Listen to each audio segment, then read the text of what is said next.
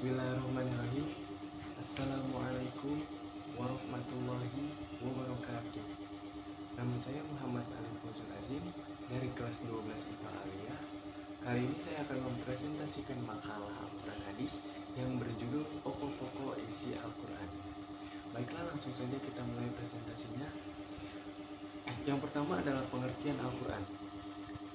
Ditinjau dari bahasa, Al-Quran berasal dari bahasa Arab, yaitu bentuk jamak dari kata benda masdar, dari kata kerja qoro'a yaqra'u Qur'anan, berarti bacaan atau sesuatu yang dibaca berulang-ulang. Konsep pemakaian kata tersebut dapat dijumpai di dalam Al-Quran, yaitu pada surat Al-Qiyamah ayat 17-18. Secara istilah, Al-Quran diartikan sebagai kalam Allah Subhanahu wa Ta'ala yang diturunkan kepada Nabi Muhammad SAW sebagai mukjizat, disampaikan dengan jalan mutawatir dari Allah Subhanahu wa Ta'ala sendiri dengan perantara malaikat Jibril, dan membaca Al-Quran dinilai ibadah kepada Allah Subhanahu wa Ta'ala. Al-Quran juga diturunkan secara berangsur-angsur kepada Nabi Muhammad SAW kurang lebih selama 22 tahun. Kemudian yang kedua adalah kandungan dan isi Al-Quran. Al-Quran berisi pesan-pesan ilahi atau risalah ilahiyah untuk umat manusia yang disampaikan melalui Nabi Muhammad SAW. Pesan-pesan tersebut tidak berbeda dengan risalah yang dibawa oleh Nabi Adam, Nabi Nuh, Ibrahim, dan Rasul-Rasul lainnya sampai kepada Nabi Isa. Risalah itu adalah mentauhidkan Allah Subhanahu wa Ta'ala. Konsep ketuhanan yang diajarkan oleh Al-Quran tidak berbeda dengan konsep ketuhanan yang diajarkan oleh Rasul yang pernah Allah utus di dunia ini. Hanya persoalan hukum dan syariat sajalah yang selalu berubah sesuai dengan perubahan situasi dan kondisi di mana Nabi itu diutus. Kemudian adalah pokok-pokok isi kandungan Al-Quran. Sumber pokok ajaran Islam adalah Al-Quran. Segala pokok syariat dan dalil-dalil syar'i yang mencakup seluruh aspek hukum bagi manusia dalam menjalankan hidup di dunia dan di akhirat terkandung dalam Al-Quran. Adapun pokok-pokok ajaran yang ada dalam Al-Quran adalah sebagai berikut.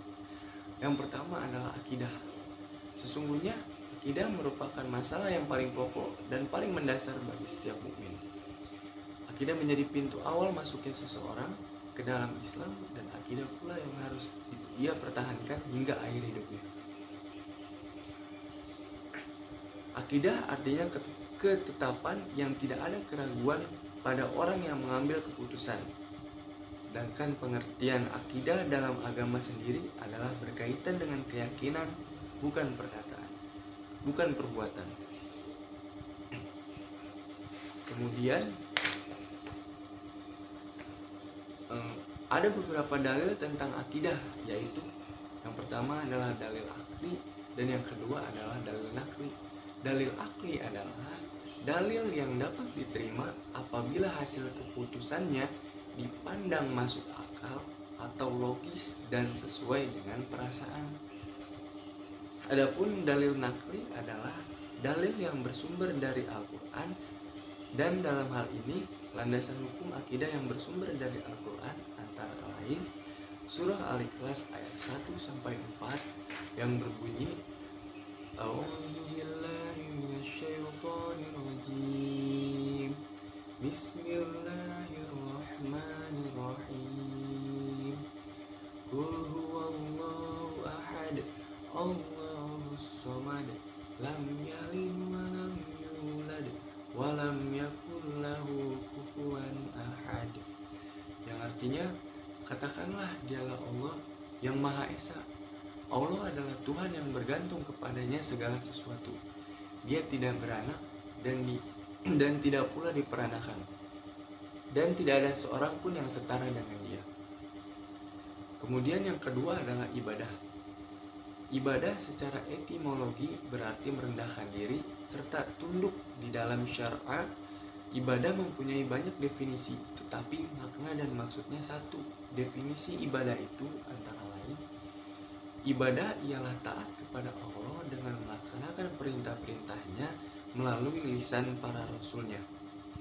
Kemudian ibadah adalah merendahkan diri kepada Allah dengan tingkatan ketundukan yang paling tinggi, disertai dengan rasa mahabbah atau kecintaan yang paling tinggi. Kemudian ibadah ialah sebutan yang mencakup seluruh apa yang dicintai dan diridhoi oleh Allah Subhanahu wa taala, baik itu berupa ucapan maupun perbuatan. Kemudian yang ketiga adalah akhlak. Menurut bahasa, akhlak berasal dari kata khulukon atau khulukun. Khulukun artinya budi, yaitu sesuatu yang tersimpan dalam hati, sangat luas, sulit diketahui orang lain, namun memiliki kekuatan yang sangat besar terhadap tingkah laku perbuatan manusia. Khulukun artinya perbuatan-perbuatan lahir. Kemudian yang keempat adalah hukum. Hukum secara garis besar diperbincangkan dalam Al-Quran meliputi dua hal, yaitu ibadah dan muamalah. Ibadah meliputi sholat, puasa, zakat, dan haji. Dan muamalah meliputi hukum keluarga, jinayah, politik, dan ekonomi. Kemudian yang kelima adalah dasar-dasar ilmu pengetahuan atau sains. Ilmu atau ilmu pengetahuan adalah seluruh usaha sadar untuk menyelidiki, menemukan, dan meningkatkan pemahaman manusia dari berbagai segi kenyataan dalam alam semesta. Segi-segi ini dibatasi agar dihasilkan rumusan-rumusan yang pasti.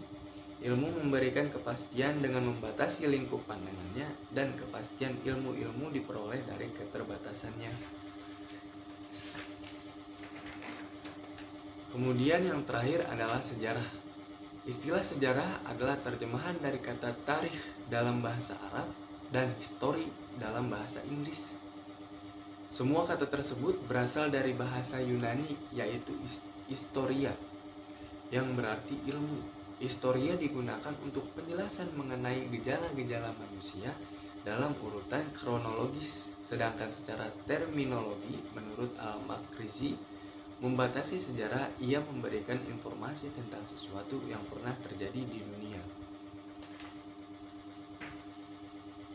Kesimpulannya adalah Al-Quran merupakan kitab suci umat Islam dan manusia seluruh alam yang tidak dapat diragukan kebenarannya dan berlaku sepanjang zaman, baik masa lalu, masa sekarang, maupun masa depan.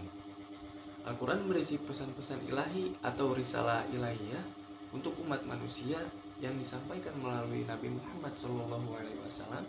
Pesan-pesan tersebut tidak berbeda dengan risalah-risalah yang dibawa oleh Nabi Adam, Nabi Nuh, Ibrahim, dan Rasul-Rasul lainnya sampai kepada Nabi Isa. Risalah itu adalah mentauhidkan Allah Subhanahu wa Ta'ala.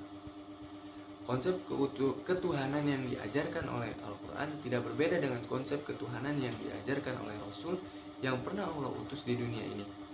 Hanya persoalan hukum dan syariat sajalah yang selalu berubah sesuai dengan perubahan situasi dan kondisi di mana Nabi itu diutus.